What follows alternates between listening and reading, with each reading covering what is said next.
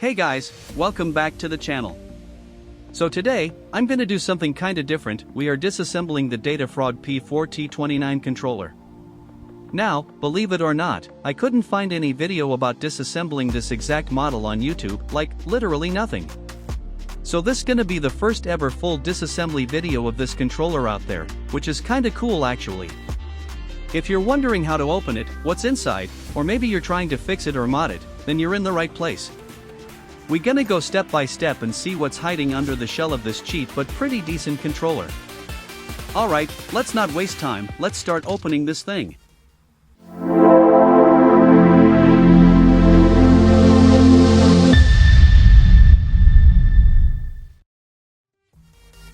Flip the controller. You'll see 3 screws, 2 under the hand grips, and 1 in the center for the back button holder. Remove all 3 carefully.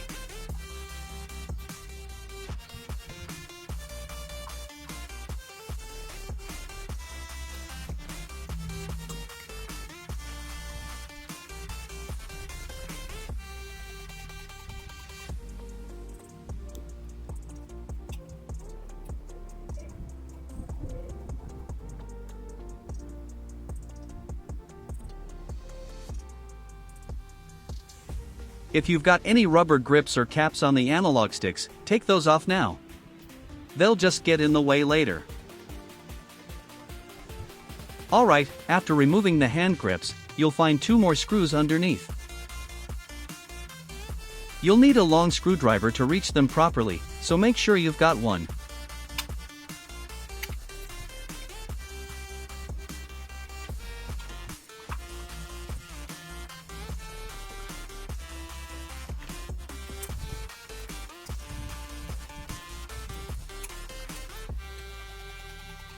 Make sure to place all screws and covers somewhere safe. They're small and the plastic parts can break really easy if you're not careful.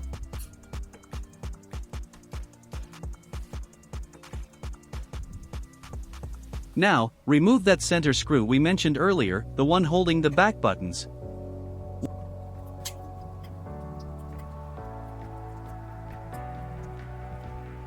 Once it's out, gently pull the back button piece out. Don't force it, just take your time. Alright, here's a little secret trick. There are 2 hidden screws holding the front cover, and they're right under the option and share buttons. You gotta gently pull out those buttons to see the screws underneath. Don't rush it, they're small parts and can snap if you're not careful.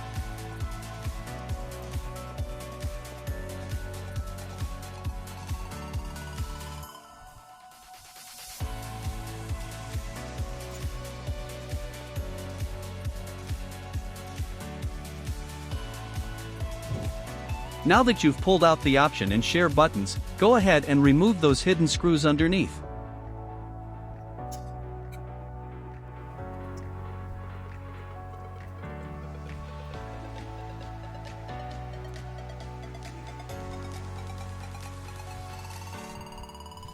Okay, now it's time to pry the controller open. Flip it over and start prying gently from both hand grip sides. You want to pry it slowly from the back side towards the front. Inside, there are plastic holders keeping the covers together, so be careful not to break them. And here you go, it's finally open.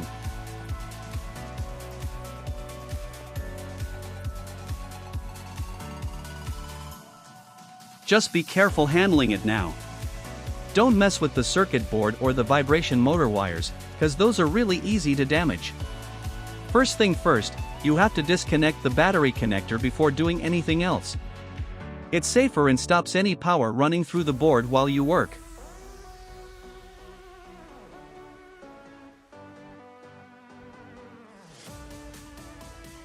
Now here's the DualSense style vibration motor wire. If you're doing any kind of repair, you can desolder it carefully. But in this video, I'm just showing the disassembly and cleaning. Alright, now go ahead and remove these 2 screws that are holding down the main motherboard circuit. Keep them safe, they're important. Now use a tweezer to lift the latch gently. But don't pull the connector itself with tweezers, it can get damaged. Instead, use a plastic pry tool to safely slide out the flex cable connector from the motherboard.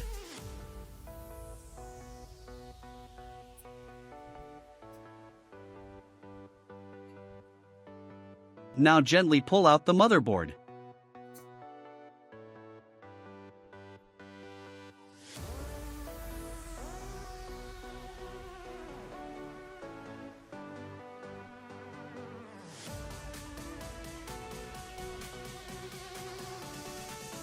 And really important, do not damage the conductive film underneath while doing this. It's super sensitive and easy to tear.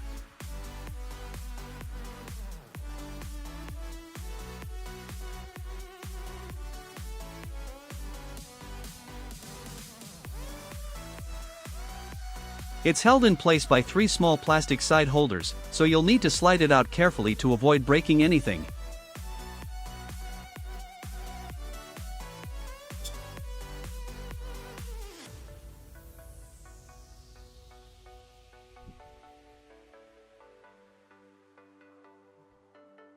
If you need to clean the touchpad, there are 2 screws holding it in place, just unscrew those. Or, if you're not opening it fully, you can simply slide the whole touchpad out from the front cover.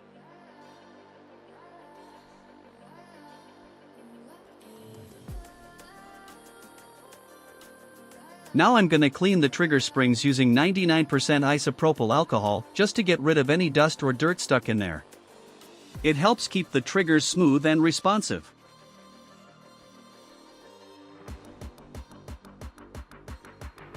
You can just pull out the R1 and L1 buttons, they come off pretty easy. No screws or clips holding them, just pop them out gently.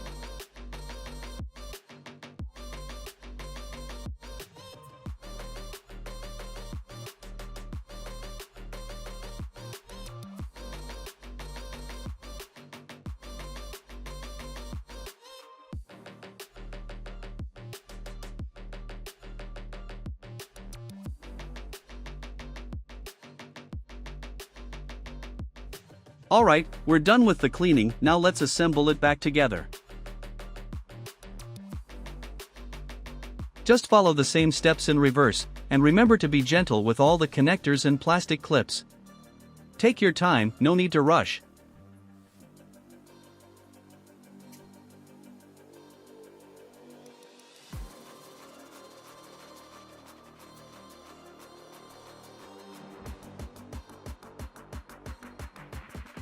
Carefully guide the touchpad flex cable back through the plastic holders. Make sure it's not pinched or bent while you slide it in.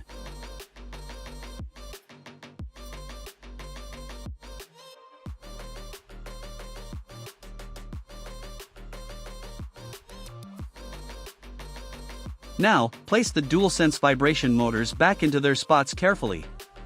Make sure the wires aren't pinched or stretched.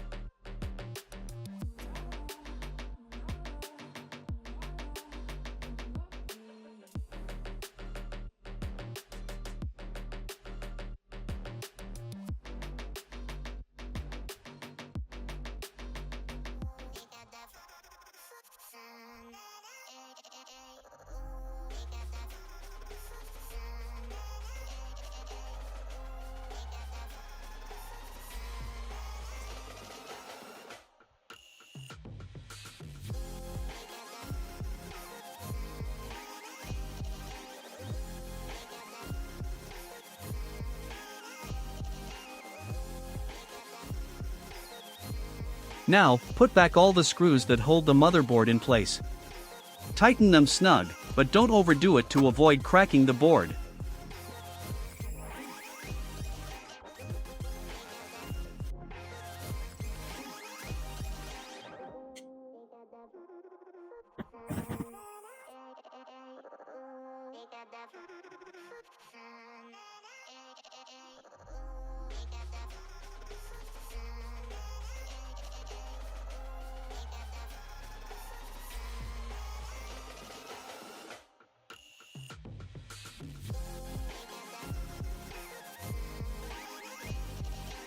Don't forget to connect the battery again before closing everything up.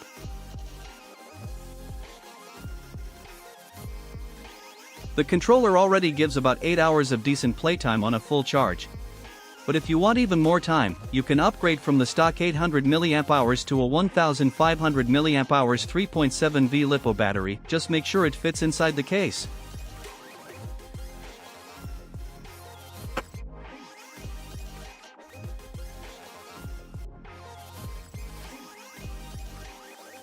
Now, push the cover back on, starting from the front going towards the back.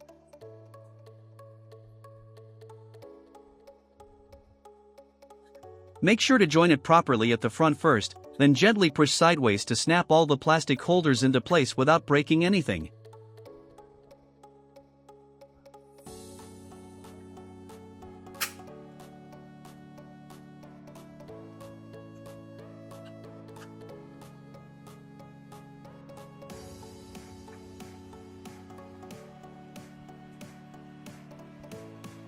Now, screw back the screws underneath the hand grip holders to secure the shell firmly.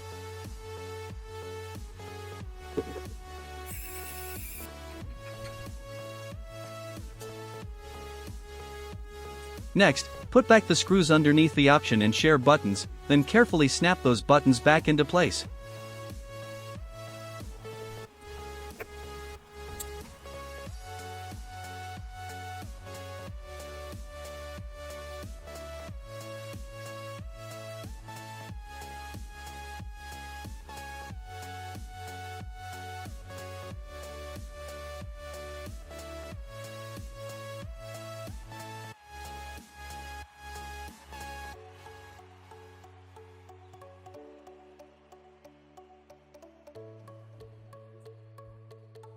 Finally, put the hand grips back on and screw them in properly to finish up the assembly.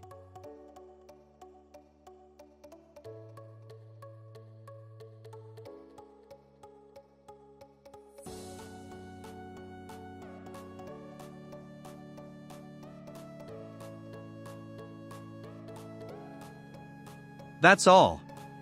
Now, switch on the controller and test it to make sure everything's working fine. If you like this video, please like, share, and subscribe to my channel for more tech tips. And if you want a guide or review about connecting this controller to PC, just comment below. I'll make that video as soon as possible.